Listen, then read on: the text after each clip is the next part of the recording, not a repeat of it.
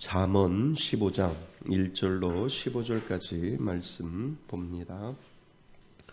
우리 다 찾으셨으면 우리 1절부터 15절까지 천천히 한 목소리로 합독하겠습니다. 유순한 대답은 분노를 쉬게 하여도 과격한 말은 노를 격동하느니라. 지혜 있는 자의 혀는 지식을 선히 베풀고 미련한 자의 입은 미련한 것을 쏟느니라.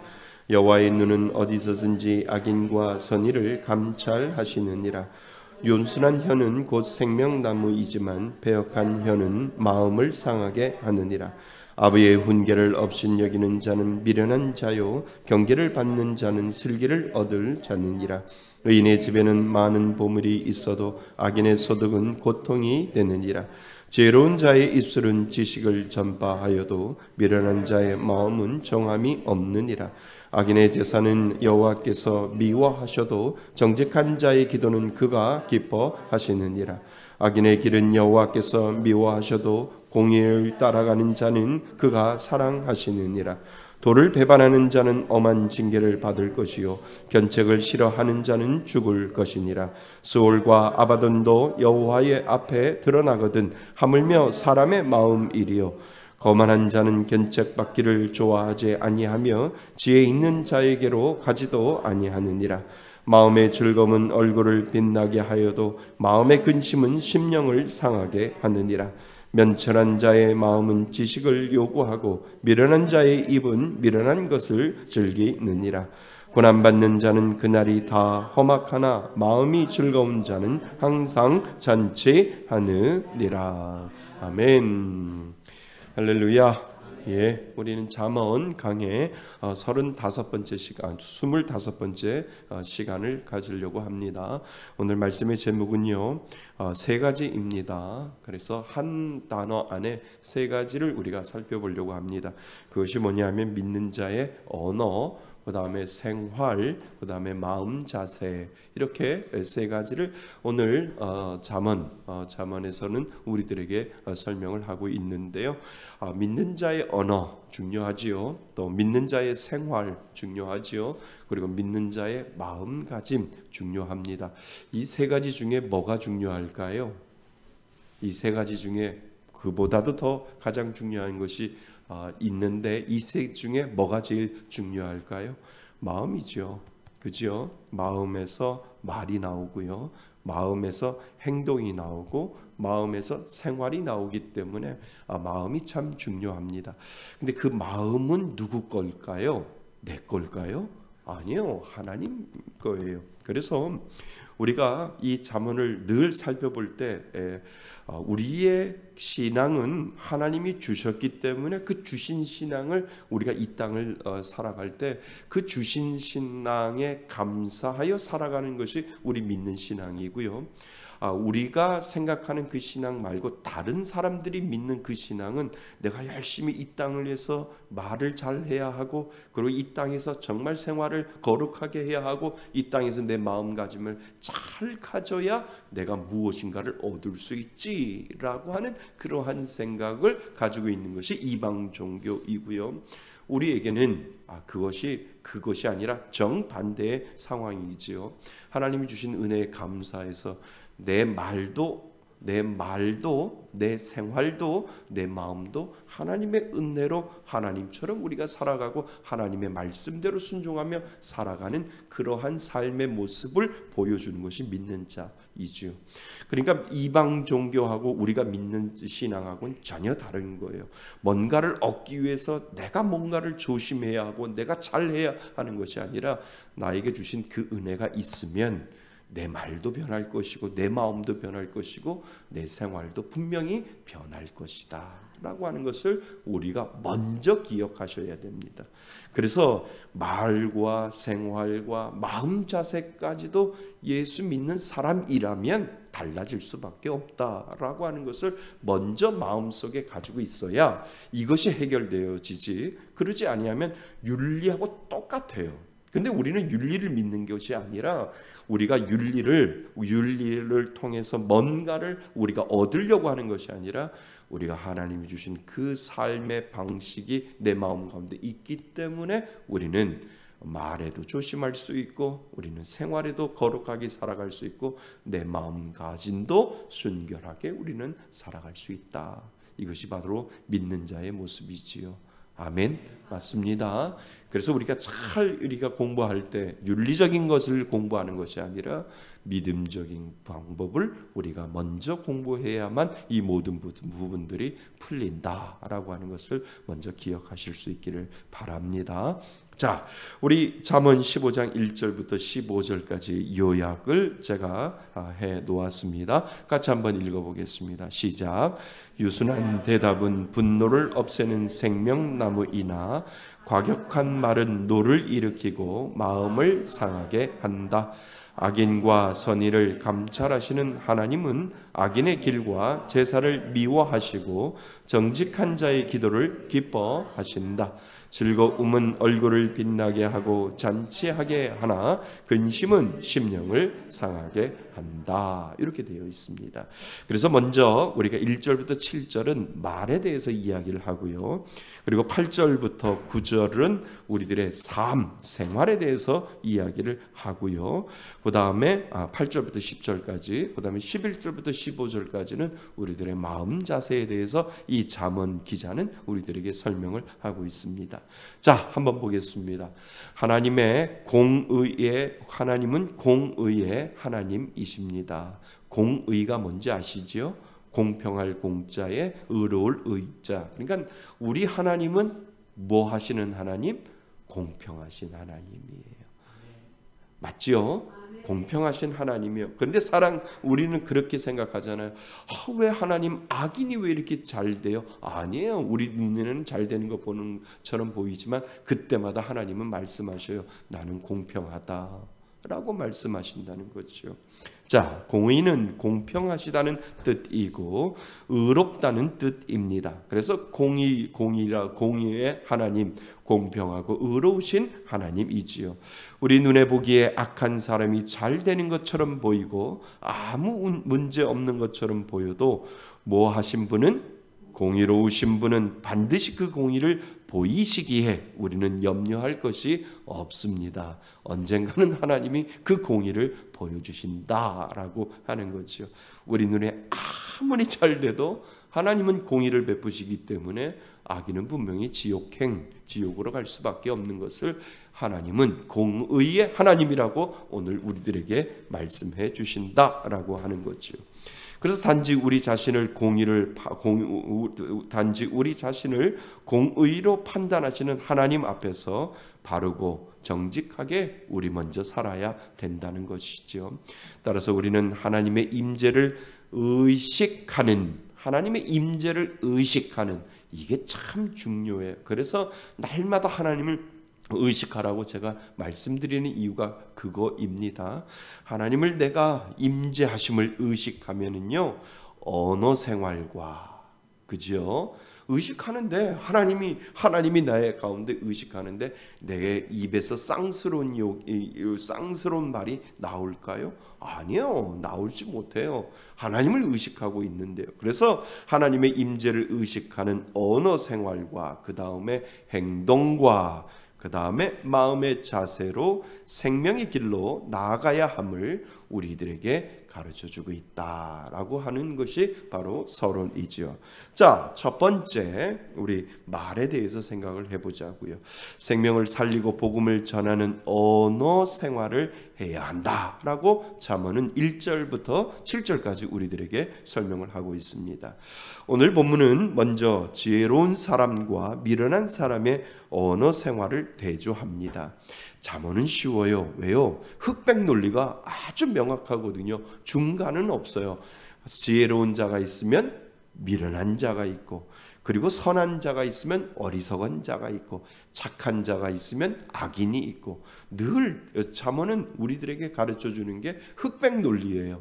그러니까 죄냐 아니냐, 죄인이냐 죄인이 아니냐, 이렇게 우리들에게 가르쳐주기 때문에 잠언을 우리가 공부하다 보면 참 쉽다라고 하는데 쉬운 만큼 어렵잖아요. 왜요? 중간이 없잖아요. 그러니까 내가 선인이, 내가 착한 사람이 아니면 미련한 사람이고 악한 사람일 수밖에 없는 것을 가르쳐주고 있다라고 하는 거죠. 그래서 지혜로운 사람과 미련한 사람의 언어 생활은 대조합니다.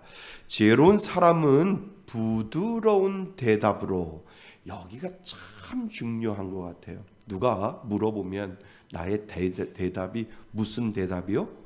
부드러운 대답. 그러니까 부드러운 대답으로 분노를 쉬게 한다고 합니다.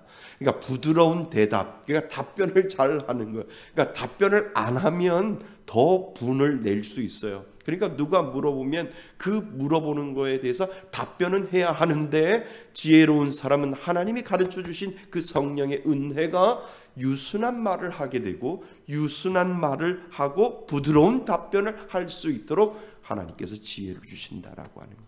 그러니까 우리에게 주시는 그 지혜는 내가 정말 말을 대답하는 데 있어서도 부드러운 대답을 할 수 있도록 우리가 노력해야 된다라고 하는 것을 우리들에게 가르쳐주고 있다는 겁니다. 그래서 부드러운 대답에다 동그라미를 치셔야 돼요.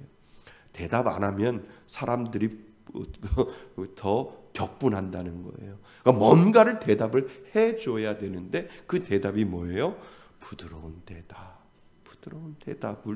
부드러운 대답으로 분노를 쉬게 합니다.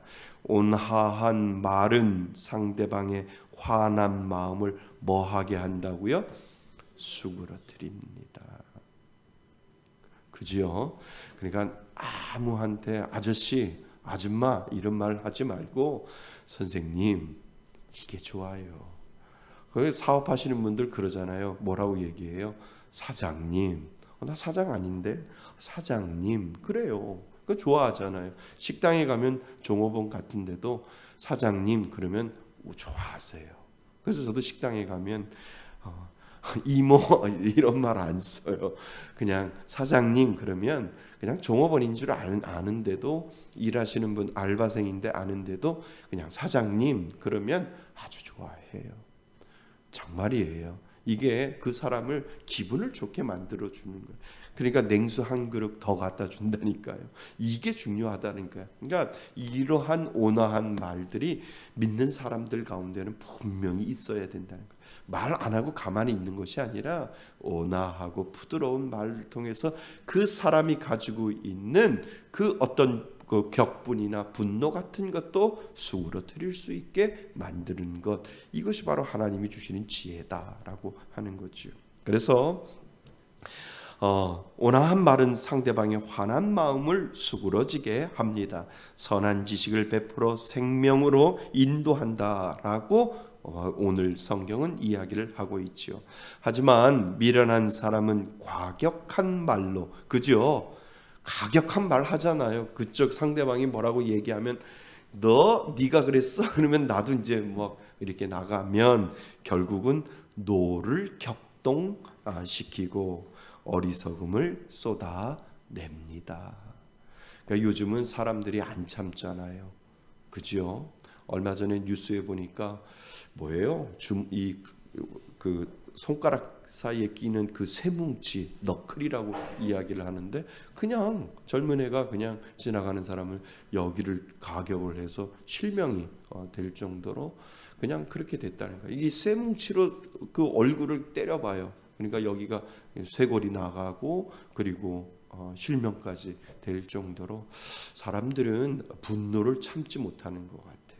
특별히 요즘 새로운 신세대 아이들은 게임을 하기 때문에, 이 게임 때문에 이 분노를 참지 못해서 이것이 현실 세계와 그리고 오락 가운데 가상 세계에서 있는 것을 때로는 제대로 잘 구별을 하지 못한다는 거죠. 그러니까 지난번에도 말씀드렸잖아요. 요즘 아이들 안 울리게 하기 위해서 누구나 다 어디를 가도 아이들한테는 다 태블릿 PC를 주잖아요. 그러니까 태블릿 PC를 주는 거는 아이들의 생각이 아니라 그냥 화면을 통해서 아이들이 결정하고 화나게 만들고, 그 화면을 통해서 아이들의 생각을 깊이 하지 못하고 그냥 단편적으로 모든 것들을 결정할 수 있도록 만들어서 정말 우리가 생각하는 그러한 세대와 지금 생각하는 지금의 우리 아이들의 세대는 분명히 다를 거라고 하는 거죠. 그러니까 앞으로 되어질 것을 우리가 예견한다면 우발적인 사건들이 엄청날 거라는 거예요. 그냥 뒤돌아보면 내가 왜 그랬을까 이렇게 하면서도 사람 죽일 수도 있고 우발적인 사건들이 욱 하는 것 때문에 사람들을 죽이고 불을 지르고 하는 이러한 것들이 더 많아지면 더 많아졌지 적어지지는 않는다라고 하는 거죠. 그나마 이러한 현상을 보기 전에는 생각을 할 줄 알았거든요. 그래서 내가 참지라고 하는 이러한 마음들이 있는데 이제는 그 참는 순간이 점점점 좁아지고 점점점 짧아져서 이제는 생각하지도 않고 그냥 일단은 일을 저지르고 보는 그러한 세대가 점점점 다가오고 있다라고 하고 있는 거죠. 그러니까 참 무서운 시대가 이렇게 점점점 돌아오고 있는 겁니다. 그러니까 유순한 말은 상대의 분노를 가라앉히고 생명나무와 같아 새로운 생기를 불어 넣어준다는 것입니다. 반대로 과격한 말은 상대의 분노를 더 만들어 준다는 것이죠. 더 중요한 것이 있어요. 하나님이 이러한 것을 뭐 하고 계신다고요? 지켜보고 계신다라고 오늘 성경은 말하고 있습니다. 이 지켜보고 계신다는 게 뭐예요? 감찰하신다는 거죠. 파수꾼이다라고 하는 겁니다. 왜 하나님이 감찰하실까요? 왜 하나님이 파수꾼이 되어서 지켜보고 계실까요? 왜? 공의의 하나님이시기 그러니까 우리들의 하나님은 전지하신 하나님이기 때문에 지켜보신다라고 하는 것을 인간의 표현으로 그렇게 표현했지만 전능하신 하나님은 모든 것들을 다 알고 계시고 모든 것들을 다 아시는 하나님이 공의를 베풀시기 위하여 전능하신 졸지도 아니하시고 주무시지도 아니하시고 인간의 모든 부분들을 보시고 공의로 판단하시기 위하여 하나님은 그 일을 하신다라고 하는 거죠. 그러니까 언젠간 악인은 망하게 되어 있고 선인은 언젠가 하나님이 기뻐하시는 자리에 올라갈 수 있는 것, 하나님이 그 자리를 만들어 놓는 것, 그것이 바로 공의의 하나님임을 우리들에게 가르쳐 주고 있다라고 하는 겁니다. 자, 어떤 공동체이든 갈등이 있을 때 서로 어떤 태도와 말로 반응하는지 우리는 살펴볼 필요가 있습니다. 그리고 다른 사람들이 나와 함께 대화할 때 어떤 유익을 얻는지 생각해 보아야 합니다. 그러니까요, 믿는 사람은요, 말이 달아야 돼요. 정말 달아야 돼요. 저 사람 저분하고 말을 하면 참 말이 달아. 참 또 듣고 싶어. 이렇게 해야 돼요. 그러니까 저도 그렇게 되려고 노력을 해야 하는데 정말 그것이 믿는 사람들에게 어떤 이제 이렇게 믿는 사람들끼리 이야기하다 보면 야, 저분은 참 말이 달다. 맛있게 말한다. 참 맛있게 말한다라고 하는 것을 느낄 때가 있다는 거죠. 근데 믿는 사람들은 그러한 말을 쓰도록 노력해야 하고 그러한 말을 예수님이 내 마음속에 그 사랑을 주었기 때문에 말에도 조심하고 언행에도 조심해서 그것을 통해서 사람들이 나에게 저 사람의 말은 나에게 유익을 주고 있어 라고 느낄 정도로 조심해야 된다라고 하는 것이죠. 그러니까 그럴 때 우리는 정말 믿는 사람의 모습으로 드러나는데 정말 조심해야 되잖아요. 잘해요. 의식하다 보면 잘해요. 근데 뭐예요? 순간 의식하지 아니하면 금방 내 본성이 드러나잖아요. 어이구 뭐 이렇게 나오잖아요. 그러니까 매 순간마다 누구를 의식해야 돼요?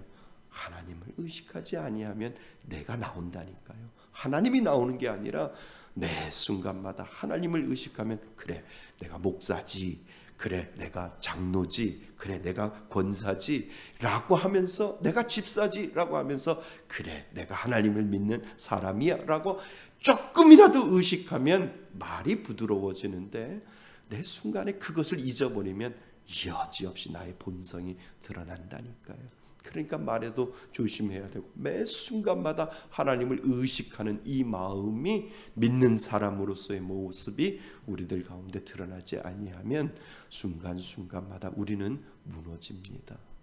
그래서 우리는 조심해야 한다는 것이지요.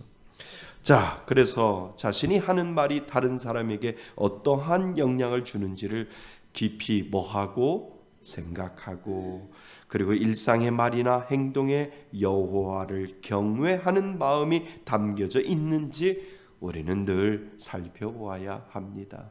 경외하는 게 뭐예요? 의식하는 거예요.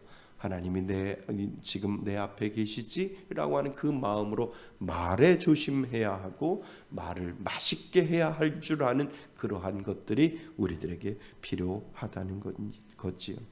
그래서 우리의 말에 하나님의 성품을 담아 생명의 복음을 전하도록 노력해야 하는 것이 믿는 자의 모습이 될 것입니다. 어떤 사람이 연구를 했대요. 성공하는 사람들의 말버릇을 한번 연구를 했대요. 그걸 보니까 되게 의미가 있는 것 같아요. 성공하는 사람들의 말버릇은 부정이 없대요.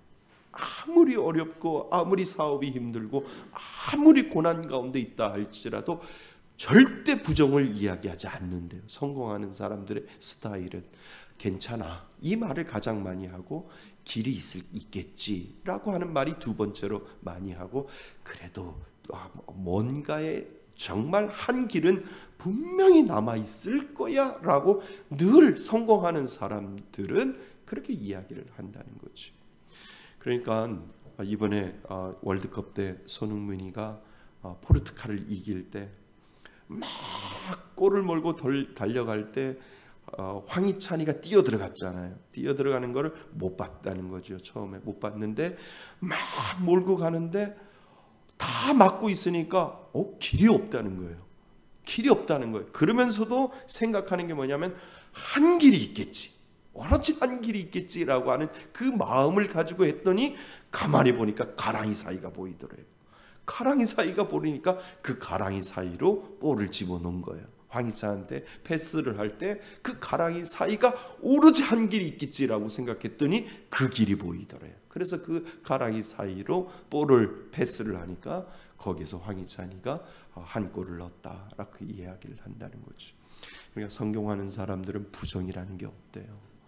참 우리가 배워야 될 그리스도인이라면 우리가 배워야 될 하나가 있는 거죠. 아무리 길이 없다라고 해도 하나님이 분명히 길 주실 거야. 하나님이 분명히 방법 주실 거야. 하나님이 분명히 은혜 주실 거야. 하나님이 분명히 우리들에게 하나님의 방법으로 정말 길을 내어 주실 거야 라고 하는 그 은혜를 하나님은 분명히 지혜를 주신다라고 하는 거지요. 그러면 저희 기도는 요즘 월화수 오늘까지 기도는 뭔지 아세요? 하나님 주차길 주세요. 우리 주일날 우리 성도님들 마음껏 주차할 수 있도록 주차 이 문제를 해결해 주세요. 길 주세요. 그래서 하나님 길 있겠지요? 하나님 길 주세요. 자꾸 그 기도를 하게 되는 거지요. 저는 믿어요. 하나님 길 주실 줄 믿습니다. 그러니까 믿는 자 그리고 성공하는 자가 분명히 부정이 없듯이 믿는 자에게도 하나님께서 우리들에게 긍정을 이야기하라고 말씀하신다는 거죠. 분명히 어렵고 힘들어도 하나님은 길을 내어주시는 하나님, make way, 길을 만들어내시는 하나님, 그 하나님이 우리 하나님이신 줄 믿습니다. 그래서 말할 때도 긍정, 부정이 아니라 늘 긍정으로 하나님 앞에 의지하고 하나님 앞에 나아가면 하나님 분명히 길을 내어주실 줄 믿습니다. 자, 두 번째는 행동이에요. 생활이에요. 자, 둘째, 삶 가운데서도 예배하는 마음으로 살아야 한다라고 8절부터 10절까지 읽어보면 됩니다. 그러니까 예배는 예배만 드린다고 하는 것이 삶이 아니고요. 우리가 알잖아요. 우리들의 삶이 예배인 것처럼 우리가 살아가야 된다라고 하는 거죠. 하나님은 악을 행하면서도 하나님께 드린다고 하는 악인의 제사를 뭐 한다고요? 미워합니다. 그러니까 제사만 드리고 삶이 다르면 하나님은 그 제사를 받지 않으신다라고 하는 거죠. 하지만 정직하게 살아가는 의인의 기도는 뭐 하시고 들으시고 기뻐하신다라고 오늘 하나님은 우리들에게 약속하셨다는 거죠. 그래서 우리는 일상에서 하나님께 예배하는 자로 살아가면서 하나님의 사랑을 받는 의인의 길을 걸어감을 우리는 기억해야 한다라고 이야기를 하지요. 그러니까 우리들의 삶 자체가 그래야 된다는 거죠. 하나님은 의인이 드리는 예배와 그가 살아가는 일상의 삶을 인정하시고 그를 사랑하십니다. 이게 무슨 말이에요? 예배 드렸다고 해서 그 예배가 끝난 것이 아니라 교회 문 밖을 나갈 때부터 또 다른 예배가 시작되고 있다는 거죠. 이것이 바로 삶의 예배라고 하는 거지요. 그러니까 아무리 예배를 들어서 은혜를 받아도 이것이 하나님의 온전한 은혜가 아니다라고 하는 거예요. 하나님, 나에게 이 예배를 통해서 은혜를 주셨으니까 이제 교회 밖으로 나가서 삶이 예배가 되어서 그 은혜를 하나님 간직하면서 살겠다라고 고백할 때 하나님 그것을 진정한 예배로 받아주신다라고 하는 거죠. 그러니까 예배의 시작은 교회 밖에서부터 시작한다는 거예요. 예배가 끝나는 그 순간부터 밖으로 나갈 때 하나님은 그것을 삶의 예배로 받으신다라고 하는 것을 우리가 다 아는 이야기이지만 우리 애들에게 다시 한번 상기시켜 주고 있다는 거죠. 하나님은 의인이 드리는 예배와 그가 살아가는 일상의 삶을 인정하시고 그를 사랑하십니다. 하지만 그렇게 살지 아니하는 사람은 하나님께 드리는 예배라 할지라도 하나님은 뭐 하신다고요? 미워하신다라고 말합니다. 우리는 삶의 모든 영역에서 하나님을 뭐에 두고 중심에 두고 우리는 살아가는 자입니다. 우리는 항상 하나님이 기뻐하시는 방식으로 교회 안이나 그 다음이 중요하지요. 교회 밖에서 그런 삶을 보여드려야 합니다. 하나님은 교회 안이나 밖이나 동일하게 뭐 하기 때문에요? 임재하시기 때문에 교회 안에서만 하나님이 임재하시는 것이 아니라 내 가운데 성령님이 함께 하시는 그 하나님은 교회 밖에서도 동일하게 임재하시기 때문에 그렇다라고 하는 거죠.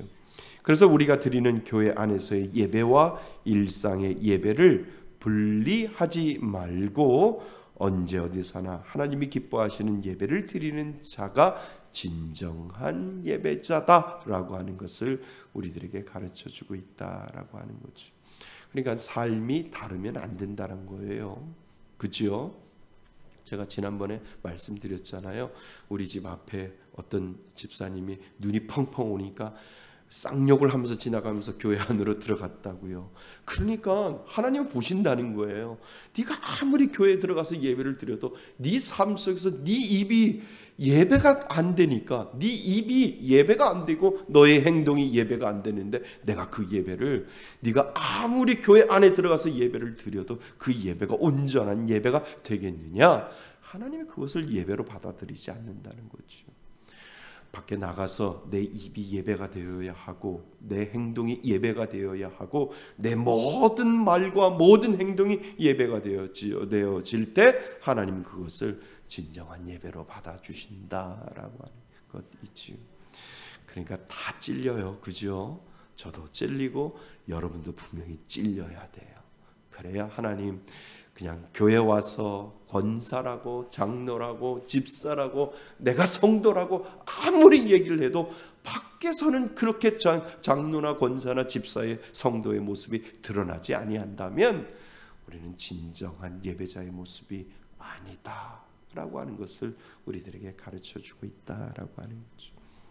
그러니까 밖에 나가서 그냥 행동하는 거 보고 목사님이시죠? 그러면 너무 기분이 좋아야 되는 나의 행동이, 나의 말이, 나의 모든 언행이 저분은 목사인 게 맞아.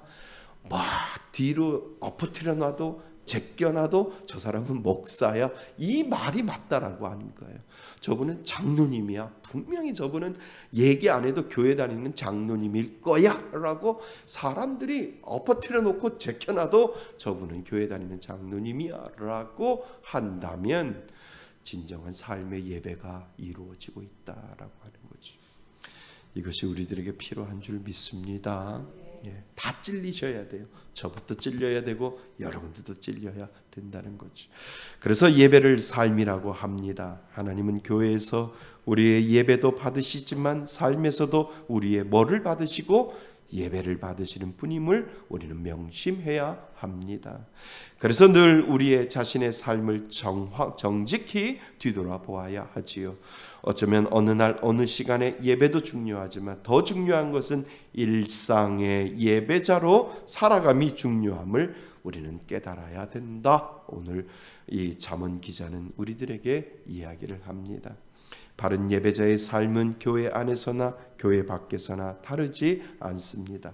하나님은 온전한 예배를 오늘도 예배자를 어떻게 한다고요? 찾으시는 분임을 꼭 기억하실 수 있기를 바랍니다. 자, 셋째. 그래 첫 번째는 말에 대해서요. 그리고 두 번째는 우리들의 삶에 대해서 이야기했다면 이 첫 번째와 두 번째의 가장 근간이 되는 것이 무엇인지를 이 세 번째는 우리들에게 이야기를 하는데 11절부터 시작해서 15절까지 우리들에게 마음을 이야기를 해주고 있다는 거죠. 그래서 악인과 의인의 마음은 분명히 다르다라고 하는 것을 우리들에게 설명을 해주고 있습니다. 그래서 11절, 15절까지 보면 우리들에게 마음을 설명을 해주고 있지요. 자, 11절, 12절, 12절 한번 보세요. 거만한 자는 견책받기를 좋아하지 아니하며 지혜 있는 자에게로 가지도 아니하느니라. 13절 보세요. 마음의 즐거움은 얼굴을 뭐하게 하고 빛나게 하여도 마음의 금심은 뭐를요? 심령을 상하게 한다라고 이렇게 되어 있어요. 그러니까 우리들의 마음이 예수 그리스도의 마음이 내 마음을 덮어줄 때 우리들의 말이 달라질 것이고 우리들의 삶이 달라질 것을 먼저 우리들에게 설명을 해주는 이유가 바로 여기에 있다라고 하는 거지요. 자, 그래서 하나님은 사람의 중심과 마음을 뭐해 보고 계셔요? 꿰뚫어 보고 계십니다. 지혜로운 사람은 그러한 하나님 앞에서 살아가기에 자신의 마음을 잘 다스리고 그리고 주님이 주시는 평안과 즐거움을 누리며 우리는 살아갑니다. 맞지요? 예, 맞습니다. 왜냐하면 하나님은 믿는 자에게 평안과 하나님이 우리들에게 믿는 자에게 주신 축복이 있어요. 그것이 무엇이냐면 마음의 평안이에요. 맞지요? 아무리 우리들의 삶과 환경과 상황이 정말 복잡한다 할지라도 예수 믿는 자에게 주시는 하나님의 복은 무엇이냐면 마음의 평안입니다. 그래서 내 영혼 평안해, 내 영혼 평안해 라고 우리가 고백할 수 있는 이유가 바로 거기에 있는 거죠. 그래서 하나님은 믿는 자에게 평안과 즐거움을 주셨기 때문입니다. 사실은 마음을 지키는 것은 생명을 지키는 것과 같습니다. 의인의 마음 속에는 늘 하나님이 있습니다. 맞지요? 믿으시지요? 예, 그것이 바로 하나님을 경외하는 마음이지요. 왜요? 하나님을 의식하고 하나님이 주시는 귀한 마음이 그 마음 가운데 하나님을 경외하는 마음이 분명히 우리들 가운데 있습니다. 또한 하나님의 지식과 지혜를 추구하는 마음일 것이다 라고 하는 것을. 근데 그 마음이 누가 주셔요? 하나님이 주시는 성령의 마음이에요. 그래서 믿는 자에게는 성령의 은혜가 있고 그 성령의 은혜가 우리들 마음 가운데 자리 잡고 있을 때 그 마음을 통해서 우리들의 행동이 분명히 드러난다라고 하는 거죠. 그래서 이렇게 적어놨습니다. 사실 첫째, 둘째는 이 세 번째 마음에서 뭐 한다고요? 비롯된다라고 볼 수 있습니다. 하나님을 경외하는 그 마음에서 다른 사람을 살리는 뭐가 나오고 말이 나오고 여기다 밑줄을 그으셔야 돼요. 하나님을 경외하는 그 무슨 마음? 그 마음에서 다른 사람을 살리는 뭐가 나오고 말이 살리는 말이 나오는 거예요. 죽이는 말이 아니라 부정적인 말이 아니라 하나님을 경외하고 의식하는 그 마음 속에서 그 사람을 살리는 그 말이 분명히 나오고 삶으로 예배하는 실천이 그 마음으로부터 시작된다라고 하는 것을 우리들에게 가르쳐주고 있습니다. 그래서 이 부분 우리 같이 한번 읽어보셔야 돼요. 하나님을 경외하는 것부터 시작해서 실천이 나옵니다. 이 부분을 한번 큰 소리로 읽으면 좋겠습니다. 시작.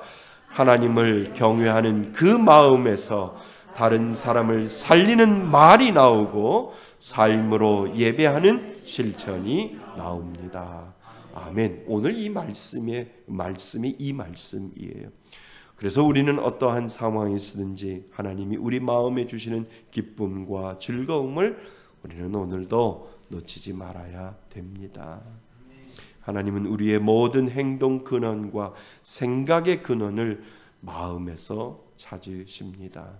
그러니까 예수 믿는 사람들은 그 마음을 누가 장악하고 있어요? 성령이 그 마음을 장악하기 때문에 그 성령의 은혜로 우리 예수 믿는 사람들은 살아가는 거죠.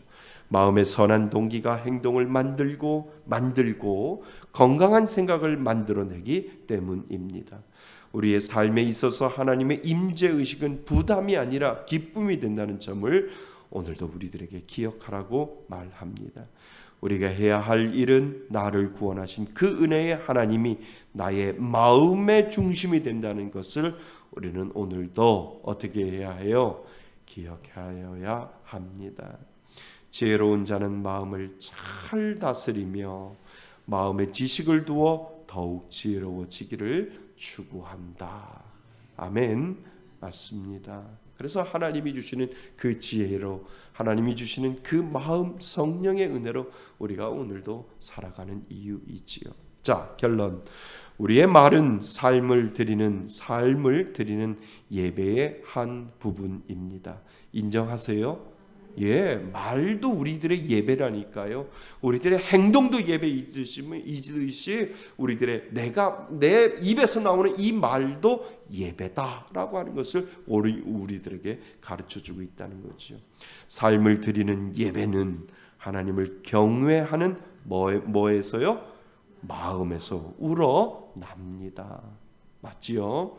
그래서 날마다 하나님의 임재 앞에서 살아가는 참된 마음을 가진 예배자가 우리들의 교회 안과 교회 밖에서 진정한 예배자가 우리들에게 필요하다라고 하는 것을 오늘 하나님은 우리들에게 말해 주고 있습니다. 예수 믿으시지요? 믿는 자에게 그 성령의 은혜와 마음을 분명히 주신 줄 믿습니다. 그래서 우리가 말에도 예배자가 되어야 하고요.